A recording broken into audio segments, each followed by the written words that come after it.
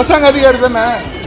அரசு எதிர்த்து பேசுறதெல்லாம் வந்து மணிகரன் இருமா, நீ இருமா, உனக்கு என்னமா பிரச்சனை, நீ அப்படி இருமா, அதுக்குதான் நாங்க இருக்கோம், நீ அப்படி போமா. கொஞ்சம் உட்காருறீங்களா? கொஞ்சம் அமைதியா உட்காருங்க. எல்லாருக்கும் வணக்கம். நான் வந்து திருவொற்றியூர்ல இருந்து வரேன். இந்த ஏரியால இருந்து தான் நான் வரேன். நான் வந்து இஸ்ரோல மாஸ்டர்ஸ் பண்ணிருக்கேங்க. நெதர்லாந்து போயிட்டு வந்திருக்கேன். நான் படிச்ச பொண்ணு, இந்த ஏரியால இருந்து வர பொண்ணுங்க. நீ திருவத்தூர்ல இருந்து வந்திருக்கியா? நீ எங்க இருந்தோ வந்து ஏன் பேசுற அப்படின்னு கேட்டா, பெரியார் ஈரோட்ல தானே இருந்தாரு.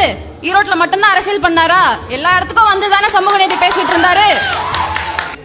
யூஎன்ல இருந்தோ வேர்ல்டு பேங்க்ல இருந்தோ அவ்வளோ ப்ராஜெக்ட்ஸ் வருது. சஸ்டைனபிலிட்டி, ரினியூவபிள் எனர்ஜி, அவ்வளோ ப்ராஜெக்ட் பண்றான். எங்க பண்றான்? அண்ணா நகர்ல பண்றான், பெசன் நகர்ல பண்றான். ஏன் எங்க ஏரியாக்கு அது வர மாட்டேங்குது? எங்களுக்கு வளர்ச்சி வேணும், எங்களுக்கு வளர்ச்சி வேணும். எங்களுக்கு அண்ணா நகர் மாதிரி திருவத்தூர் ஆகணும். ஆக்குவீங்களா?